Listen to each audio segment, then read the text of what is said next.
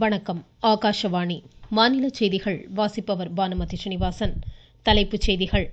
உலகின் தென்பகுதியில் உள்ள நாடுகள் ஒருங்கிணைந்து வலுவுடன் திகழ வேண்டியதன் அவசியத்தை பிரதமர் திரு நரேந்திர மோடி வலியுறுத்தியுள்ளார். இந்தியாவின் வளர்ச்சி சென்ற நிதியாண்டில் கணிக்கப்பட்டதற்கும் மேலாக மேம்பட்டு காணப்பட்டதாக சர்வதேச நிதியம் தெரிவித்துள்ளது. ஈரோடு, திருப்பூர், கோவை மாவட்டங்களின் பாசன வசதிக்கான அத்திக்கடவு அவிநாசி திட்டத்தை முதலமைச்சர் திரு மு க ஸ்டாலின் இன்று தொடங்கி வைத்தார். தமிழ்நாட்டில் கரும்பு உற்பத்தி சுத்திகரிப்பு பணிகளை கண்காணிப்பதன் அவசியத்தை மாநில வேளாண் துறை அமைச்சர் திரு எம்.ஆர்.கே. பன்னீர்செல்வம் வலியுறுத்தியுள்ளார். ஸ்பெயினில் நடைபெறும் சர்வதேச டென்னிஸ் போட்டியின் மகளிர் ஒற்றையர் அரையிறுதியில் அங்கிதா ரெய்னா இன்று களமிறங்குகிறார். இனி விரிவான செய்திகள். உலகின் தென்பகுதியில் உள்ள நாடுகள் அனைத்தும் ஒருங்கிணைந்து வலுவுடன் திகழ பிரதமர் திரு நரேந்திர மோடி அழைப்பு விடுத்திருக்கிறார். சர்வதேச தென்னாடுகள் உச்சிமாநாட்டில் காணொலி மூலம் இன்று உரையாற்றிய பிரதமர் உலக அளவில் நிலவும் நிலையற்ற தன்மை மற்றும் சவால்கள் குறித்து கவலை வெளியிட்டார். கோவிட்-19 பாதிப்புகளிலிருந்து பல நாடுகள் முழுமையாக மீட்சியடையவில்லை என்று கூறிய அவர், காலநிலை மாற்றம், உணவு, சுகாதாரம், எரிசக்தி பாதுகாப்பு போன்ற சவால்களை தென்னாடுகள் எதிர்கொள்ள வேண்டியிருப்பதாக குறிப்பிட்டார். இச்சூழலில் தென்னாடுகளுடன் இந்தியா திறன் மேம்பாடு மற்றும் வளர்ச்சி குறித்த தனது அனுபவங்களை பகிர்ந்து கொள்ள அர்ப்பணிப்புடன் இருப்பதாகவும் பிரதமர் குறிப்பிட்டார்.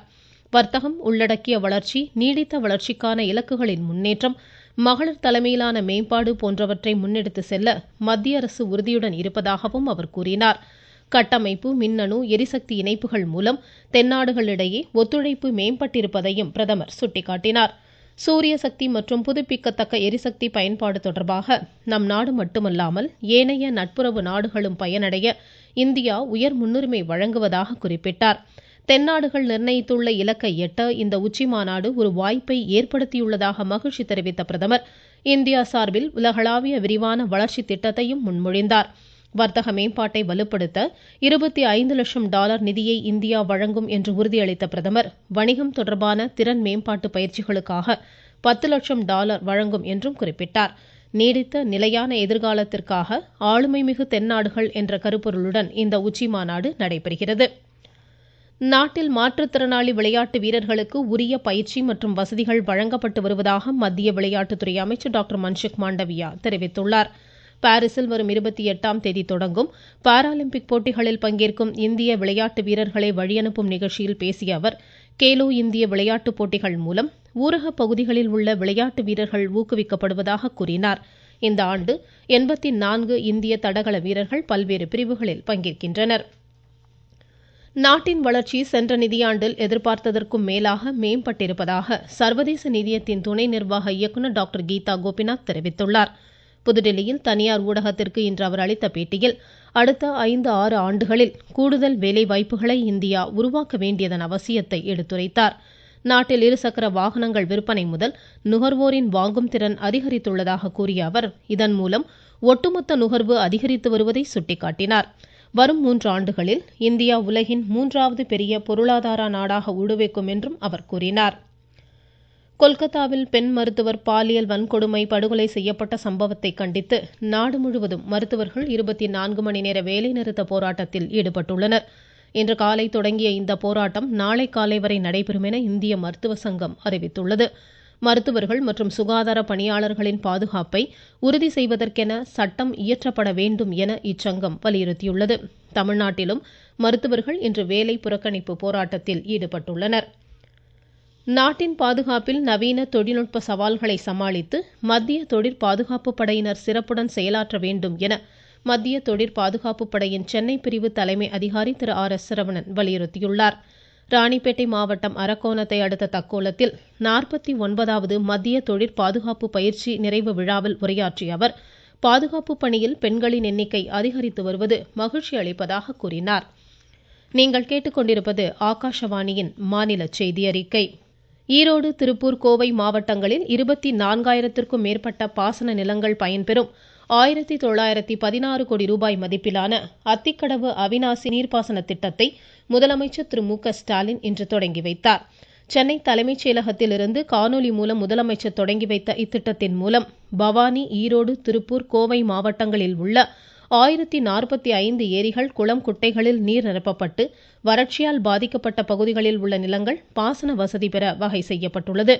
ஈரோடு, திருப்பூர், கோவை மாவட்டங்களில் 6 நீரேற்று நிலையங்கள், 1065 கிலோமீட்டர் நீள குழாய்கள் அமைக்கப்பட்டு இந்த நீர்நிலைகள் நிரப்பப்பட உள்ளன. இந்நிகழ்ச்சியில் அமைச்சர்கள் திரு துரைமுருகன், திருமதி கயல்விழி செல்வராஜ் உள்ளிட்டோர் பங்கேற்றனர். ஈரோடு, பவானி, காளிங்கராயன் அணைக்கட்டு பகுதியில் நடைபெற்ற நிகழ்ச்சியில் மாநில அமைச்சர்கள் திரு முத்துசாமி, திரு சாமிநாதன், ஈரோடு, திருப்பூர், கோவை மாவட்டங்களின் ஆட்சித்தலைவர்கள் கலந்து கொண்டனர். தமிழகத்தில் கரும்பு விவசாயிகளை ஊக்குவித்து உற்பத்தியை பெருக்குவதற்கான நடவடிக்கைகளை மேற்கொள்ள வேண்டும் என மாநில வேளாண்மை மற்றும் உழவர் நலத்துறை அமைச்சர் திரு எம்.ஆர்.கே. பன்னீர்செல்வம் கூறியுள்ளார்.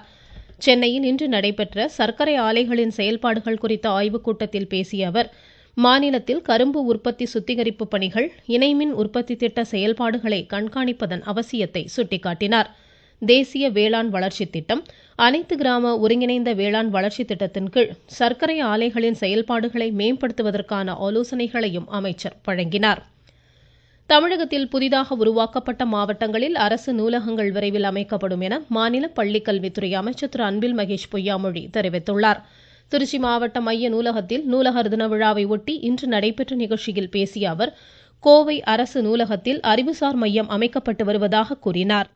தென்காசி மாவட்டத்தில் புதிய மாவட்டம் நாங்கள் தொடங்கியிருக்கோம். 6 மாவட்டம் தொடங்கியிருக்கோம். அந்த மாவட்டத்திற்கான நூலகங்களும் கட்டுகின்ற பணியையும் ஆய்வு செய்து கொண்டு கொண்டிருக்கின்றோம். கோயம்புத்தூர்ல அடுத்தது ஒரு நூலகம் வரப்போகுது. அது அறிவுசார் மையத்தோடு சேர்ந்து வரப்போகின்றது. இப்படி அறிவு சார்ந்து ஒரு சமுதாயத்தை உருவாக்கின்ற அந்த பணியில் எங்களை நாங்கள் முழுமையாக ஈடுபடுத்திக் கொண்டிருக்கிறோம். அதற்கு உங்களுடைய ஒத்துழைப்பும் எங்களுக்கு தேவை.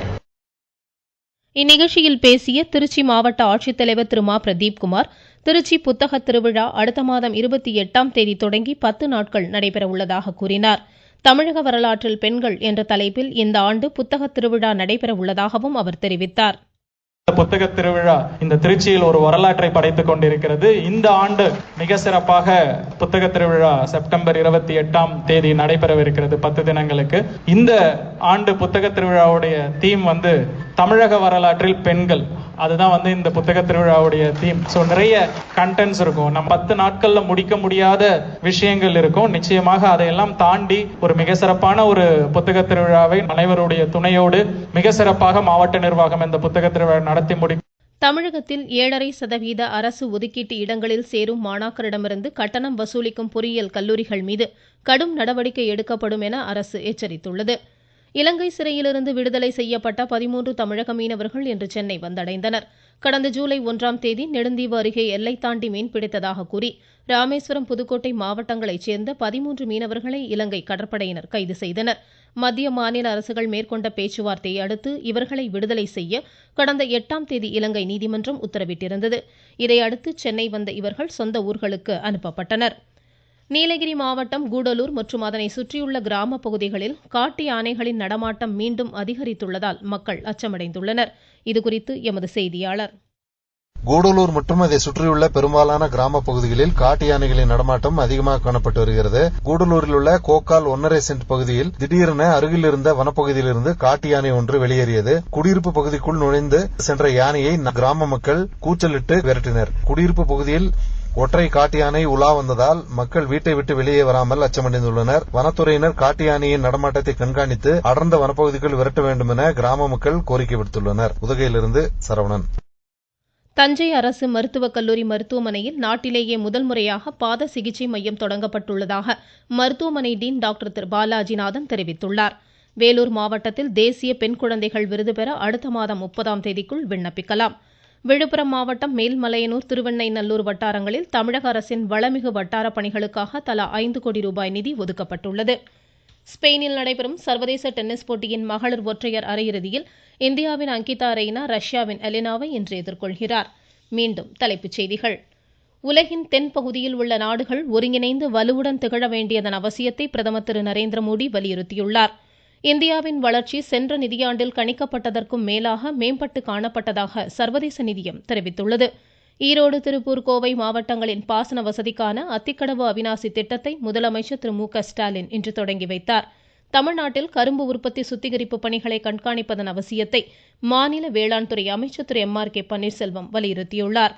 ஸ்பெயினில் நடைபெறும் சர்வதேச டென்னிஸ் போட்டியின் மகளிர் ஒற்றையர் அரையிறுதியில் அங்கிதா ரெய்னா இன்று களமிறங்குகிறார். இத்துடன் இந்த செய்தியறிக்கை முடிவடைந்தது.